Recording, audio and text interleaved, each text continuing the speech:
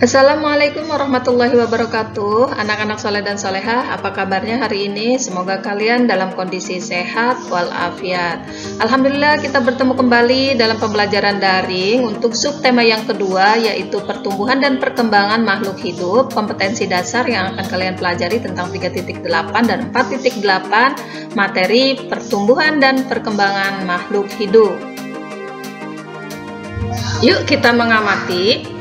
Pertumbuhan dan perkembangan manusia sangat bergantung pada makanan yang dimakannya. Coba kalian amati gambar berikut ini. Nah, menurut kalian makanan yang menyehatkan itu ya, apakah diperlukan untuk tubuh? Ya, betul sekali. Makanan yang menyehatkan dan bergizi itu diperlukan tubuh kita untuk apa? Untuk proses pertumbuhan dan perkembangan. Mari kita pelajari apa saja kira-kira makanan yang sehat dan bergizi itu. Nah, sekarang untuk menambah wawasan kalian, coba simak baik-baik makanan apa saja yang dapat menyehatkan dan bergizi. Yang pertama yaitu ada makanan pokok, misalnya nasi, kentang, jagung, roti, ubi, dan sagu. Nah, ini merupakan makanan yang mengandung karbohidrat ya. Kemudian ada lauk pauk, misalnya daging, ikan, tahu, tempe, telur, dan cumi. Nah, ini banyak mengandung protein. Sedangkan ada sayur mayur ya, sayur-sayuran, misalnya kangkung, bayam, wortel, dan buncis, itu banyak mengandung vitamin. Dan ada buah-buahan juga banyak mengandung vitamin ya, seperti jeruk, apel, dan lain sebagainya. Kemudian pelengkapnya apa?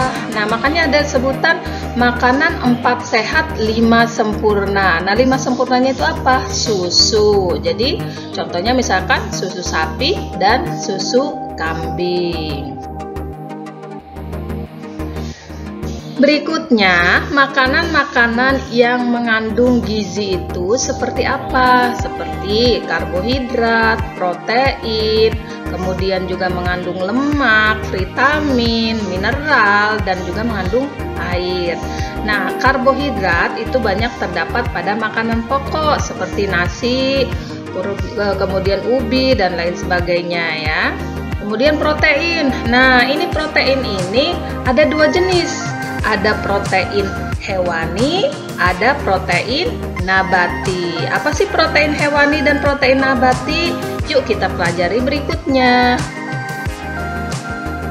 Nah, jadi protein hewani itu adalah protein yang berasal dari hewan.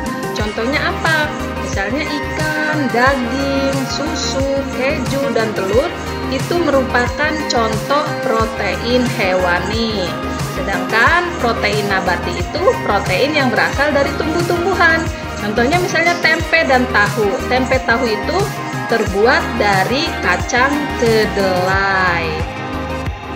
Nah, vitamin juga banyak terdapat pada sayur-sayuran dan juga pada buah-buahan.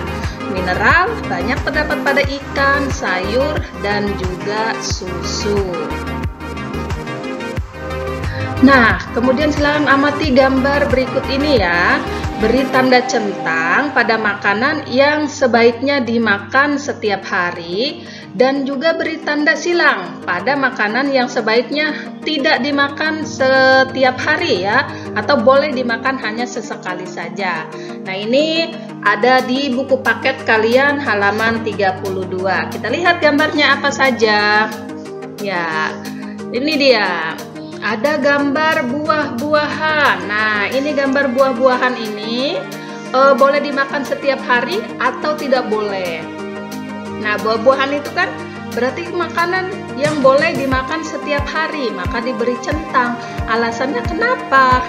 Alasannya karena buah itu baik dikonsumsi setiap hari. Karena buah itu banyak mengandung vitamin dan serat. Jadi baik untuk pencernaan. Kemudian gambar yang kedua, ini gambar apa ya?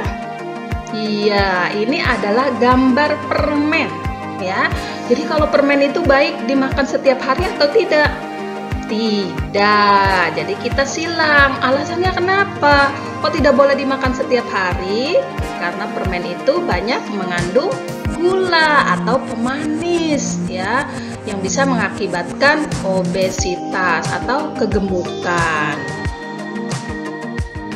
Berikutnya, gambar yang ketiga yaitu gambar es krim.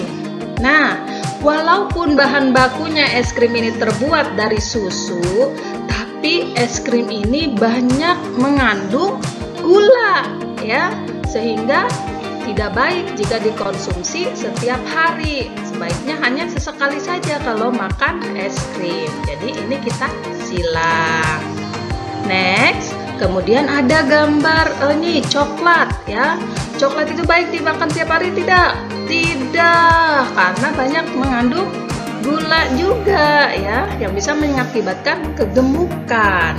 Kemudian yang berapa nih? Yang kelima ya. Yang kelima adalah gambar susu. Nah, baru susu itu baik dikonsumsi setiap hari karena susu itu banyak mengandung kalsium ya. Kemudian ada ini lauk. Nah, lauk ini baik dikonsumsi setiap hari ya karena banyak mengandung protein. Jadi ini juga disilang. Nah, silahkan kalian salin ya jawaban ini pada buku paket kalian di halaman 72 dan 73. Baik anak-anak, pembelajaran pada hari ini cukup sekian dan terima kasih. Teacher ucapkan semoga apa yang teacher sampaikan bisa kalian pahami dan bisa kalian mengerti. Terima kasih. Wassalamualaikum warahmatullahi wabarakatuh.